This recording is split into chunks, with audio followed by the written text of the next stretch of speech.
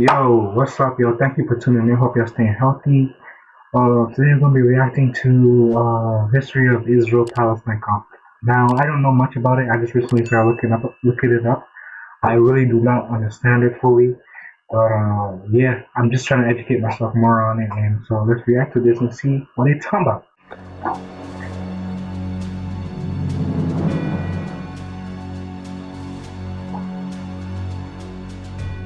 Israel, the world's only Jewish state, located east of the Mediterranean Sea, and Palestine, the territory of the Arab population that hails from the Israel-controlled land, have long been known for their enduring... That's something I've always not understood. Like, who are the Palestinians and what is Israel? Because I thought Israel was all of it, right? So what is the idea that Israel is just for Jews, and why do you need to split it up? conflict with the Israeli occupation of the West Bank and the Gaza Strip. The tension between Israel and Palestine has been deteriorating in years, climaxing with many violent clashes between the two sides. To understand the root of the Israel-Palestine conflict, we have to look back a few thousand years ago. Early history of Israeli-Palestinian conflict. In the 17 centuries BC, following the call of God, three patriarchs of the Jewish people, Abraham, Isaac, and Jacob, settled in Canaan, a region approximating present-day Israel, the West Bank, and the Gaza Strip, parts of Lebanon, Syria, and Jordan. The region later had the name the Land of Israel, the Promised Land, the Palestine region, or the Holy Land. In 1000 BC, King Saul established the Israelite monarchy, which then was ruled by King David, who made Jerusalem the capital of his kingdom, and his son King Solomon, who built the first temple in Jerusalem. After the death of King Solomon, the united monarchy was split into the Kingdom of Israel in the north, with Samaria as the capital, and the Kingdom of Judah in the south, with Jerusalem as the capital. The land became home to a majority of Jews, but then it was subject to numerous conquests of various groups, leading to the significant decrease of the Jewish population on the land. One of these conquests was conducted by the Roman Empire, who gave the name Palestine to Judah, intending to break the Jewish connection with the land of Israel. During this time, Christianity, which started as a Jewish sect, ultimately became a dominant religion toward the end of the Roman Empire. In the 7th century came an Arab conquest, beginning the spread of Islam. The Dome of the Rock was built on the ruin of the Second Temple, making Jerusalem the holy city to three monotheistic religions: Judaism, Christianity, and Islam. After Christians in Jerusalem... That's already just like a boiling pot of conflict right there, bro. ...were intensely persecuted by the Seljuk Turks, a Central Asian empire with ambition to expand its territory. Christians in Europe launched several crusades to bring the holy city back to the hand of the Christians. During this time, many Jews were killed. Others were making pilgrimages everywhere, mostly in Western Europe. From the 16th century to World War I, the Holy Land, along with much of the Middle East, was ruled by the Ottoman Empire, an Islamic superpower. The land was unofficially called Palestine.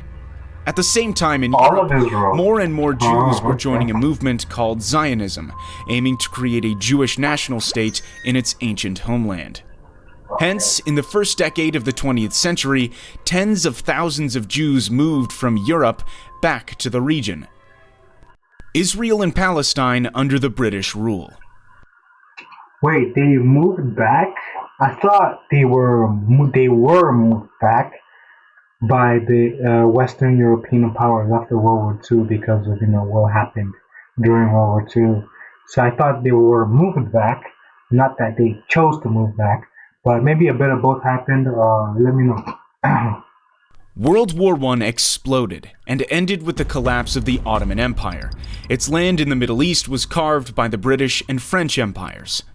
The British then gave more independence for Iraq and Jordan, and the region remaining under the control of Britain was what it called the British Mandate for Palestine, where Britain promised to establish a Jewish national homeland under its Balfour Declaration, which went into effect in 1923.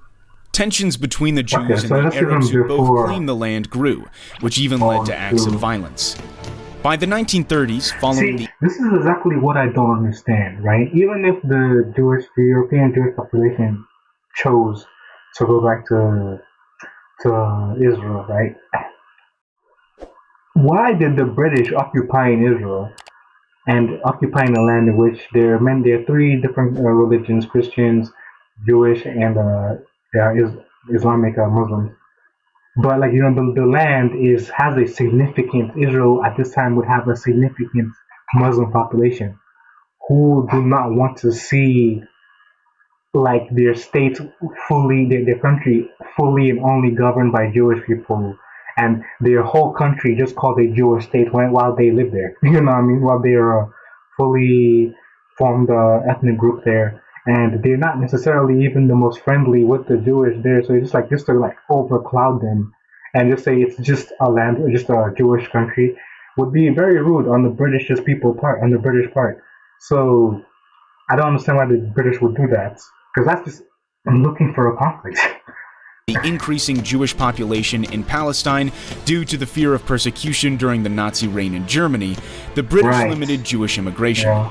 In response, the Jewish militias formed to both fight the Arabs and resist the British rule. Then, Wait, what? Okay, so wait, the Jewish were by themselves choosing to move to Israel, and then because of the stuff that was happening in World War II, the British cut their immigration into Israel. That's kind of crazy. came the Holocaust throughout Nazi Germany, which claimed almost 6 million Jewish lives. After the war, more and more Jews then fled from Europe to Palestine to seek a homeland, Okay, so escalating yeah, the they tension chose with the to Arabs. leave. Overwhelmed by the situation, Britain began to withdraw from the region. The birth of the Israel state. Hmm. After World War II, the UN proposed a plan to partition Palestine into two independent states, a Jewish state and an Arab state, with the city of Right. Jerusalem becoming an international zone with a special status. However, the plan according to which the Jewish, accounting for only 1/3 of the population, was granted more territory, 56.5% of the land, was rejected by the Arabs. They began to form volunteer armies throughout Palestine. Less than 1 year after that, as Britain completed its withdrawal from Palestine, Israel declared itself an independent state, marking a new, bloodier chapter in the struggle between the Jews and the Palestinian Arabs. See, bro, like people probably want to blame, both Israel and the people in Gaza and the other Palestinians for. I mean, there are Palestinians, depending on how I understand it, there are Palestinians who just like live and have regular lives and whatever in Israel, like they that are not part of any militia or anything. You know what I mean? And it's just like specifically Gaza that's having a significant problem with Israel. And I get it because like the way the British have set it up, and the NATO too just now, it's like why would you? I get it, especially due to what happened in World War II. They're trying to give more favor to the Jewish people, but it just how would it possibly be fair? How could it possibly make sense that on a land where the Arab people outnumber the Jewish people just because okay in the past recent years there's a lot of Jewish immigrants, so what? It's Arab people that are here native. There are more of them, and yet you come over and you're like, now we're gonna split up the land and give you less land. Split up the land, add that, also give you less land. Like that's disrespect. That's looking for conflict. Like people want to blame them, but really it's the British and NATO that's kind of pushing this at this point. That's The so 1948 disrespectful. Arab-Israeli War. Right after the announcement of an independent Israel, a war between the Arabs and the Jews broke out, which was known as the 1948 Arab-Israeli War. The war involved 5 recently independent Arab nations: Egypt, Jordan, Iraq, Syria, and Lebanon, the Arab League, who invaded the region in an attempt to establish a unified Arab Palestine. However, a ceasefire agreement was reached a year later in which Lebanon, Arab-Israeli War. The war involved 5 recently independent Arab nations: Egypt, Okay. Jordan, Iraq, Syria, and Lebanon, the Arab League, who invaded the region in an attempt to establish a unified Arab Palestine. However, a ceasefire agreement was reached a year later in which more than two-thirds of historic Palestine, including the West Jerusalem, belonged to Israel, while Jordan occupied East Jerusalem and the area known as the West Bank, and Egypt occupied the Gaza Strip. As a result, more than 750,000 Palestinians were expelled from the land where they lived for centuries on the day that they call Al-Nakba, or the catastrophe. With the deteriorated dispute between the Jews and the Arabs, there came more wars and fighting in the following decades. The 60-Day War. It was in 1967 when the 60-Day War broke out after a volatile period of diplomatic friction and skirmishes between Israel and its neighboring Arab states, Jordan, Syria, and Egypt. This brief war ended with the victory of Israel, giving Israel control over the Golan Heights from Syria, the West Bank and East Jerusalem from Jordan, and Gaza and the Sinai Peninsula from Egypt. Sinai was later returned to Egypt under the Egypt-Israel Peace Treaty. After the war, most Palestinian refugees and their descendants were not allowed to return to their homes, but had to live in Gaza, the West Bank, and neighboring Jordan, Syria, and Lebanon. The First Intifada and the Oslo Accords. The rising number of Israelis settling in the Palestinian territories in the West Bank and Gaza gave rise to the PLO, the Palestinian Liberation Organization, first founded in Cairo, Egypt in 1964 to create a liberated Palestine in Israel. The PLO launched attacks on Israel from its base in Jordan. It was then forced to move from Jordan to Lebanon, starting to carry out acts of terrorism against Israel. Fighting went on for years, including the Israeli invasion of Lebanon to kick the PLO out of Beirut. The PLO eventually agreed to divide the land between Palestine and Israel, but there were still more and more Jewish settlers moved into the Israel-occupied Palestinian territories. In 1987, a violent Palestinian uprising was ignited, starting from the Jabalia refugee camp after an Israeli Defense Forces truck collided with two Palestinian civilian vans, killing 4 of them. This was known as the First Intifada.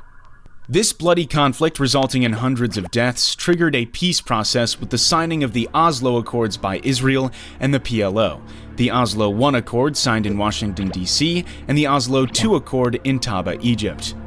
According to the Oslo Accords, the West Bank was divided into 3 areas. Area A was exclusively controlled by the Palestinians. Area B was controlled by both the Palestinians and Israel. Area C was fully controlled by Israel. What? The second. Wait, what? That's bullshit. What the hell? They took so much land from them. Bro, okay, now I see. Yesterday I was getting angry and I was talking a little. From what I heard about Hamas, I was kind of pissed off. But this is what I was talking about as well yesterday, that I needed to hear both sides, because I also heard that Israel was doing some crazy shit. Like, Israel isn't just like a perfect victim in this. Like, both sides are victims, because, like, bro, this is just a mess, bro. This whole situation is a goddamn mess. And Israel shouldn't be freaking occupying as much land as it is, man. Jesus Christ. Leave the people alone. And not only do they occupy the land, even when they don't occupy the land or whatever, they're still, I mean, look, I don't think there should be a problem with Jewish people or Israeli Jews moving into Palestinian areas. I believe people in the country should be able to move wherever they want to, regardless of their religion or whatever. But I don't know. Like, at the same time, I can also understand why the Palestinians are like, kind of like, get out of our areas, you know? Because, like, I mean, we only have so little of this land to ourselves. Why are you moving here? You know what I mean? But yeah, the fact that the reaction of Israel to that is to take more land, to have more control, to kind of govern the Palestinians more. It's like, yeah, look, the Palestinians already don't have a good relationship with you. That's just gonna piss them off even more. And that makes sense, and that like leads to a point where something like Hamas can become a thing. That's how I can now understand how Hamas can be a thing. And I can understand why Hamas as well is not ever accepting the treaty that is given to them by NATO or whoever, because following the disrespect that came from that first treaty, where there have been, you know, Arabs living on this land for centuries or whatever, and you want to split up the land and you give them less land. When their population outweighs that of the Jewish population, it's just the disrespect of that alone will persist to this day. And even if they could come up with a decent, good enough treaty today, they might sign it, hopefully, but it would still piss them off to sign something because it's like the shit that the West has done to this land, bro. This shit all started with the West, in my opinion. This shit all started with the British. I mean, no, not the British. Like, I mean, yes, obviously they have been having this conflict for thousands of years. I feel like the recent conflict that has been persisting for the past 100 plus years was caused by the British.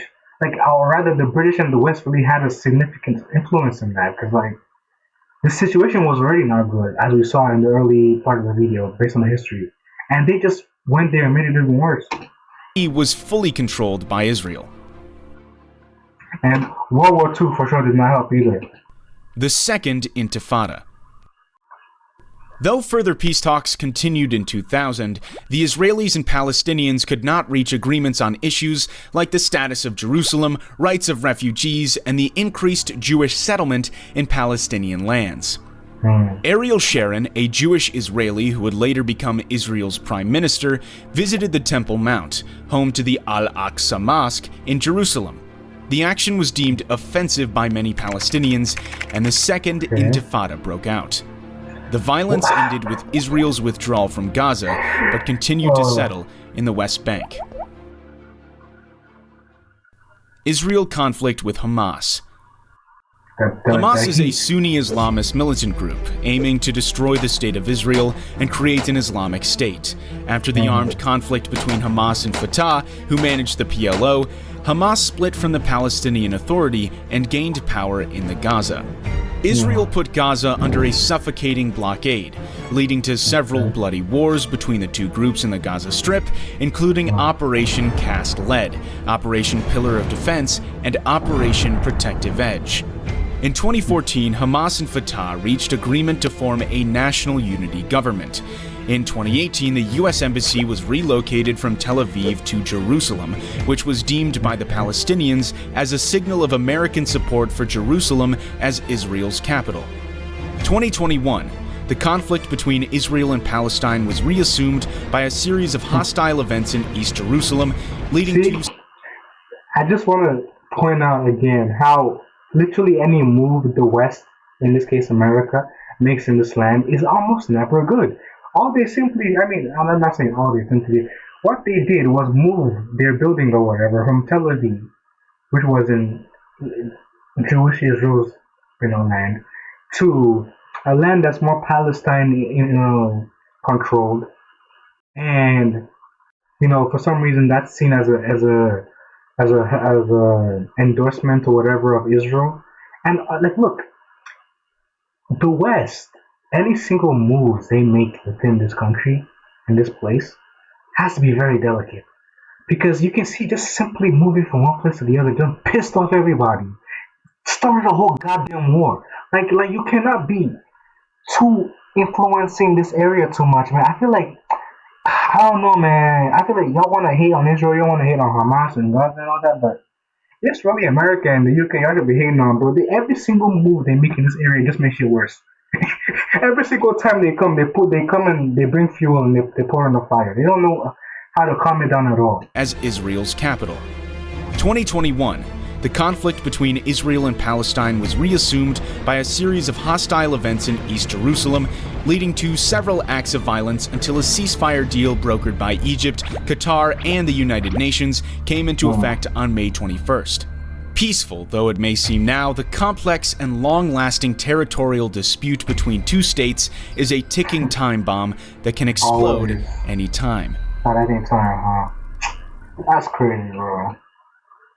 It is a mess. Like, look, I don't know much about this, and I'm only watching videos here. I'm not keeping up with it really, but from what I understand about that, it's a pure mess, bro. I can't tell you that there's any freaking single solution to that.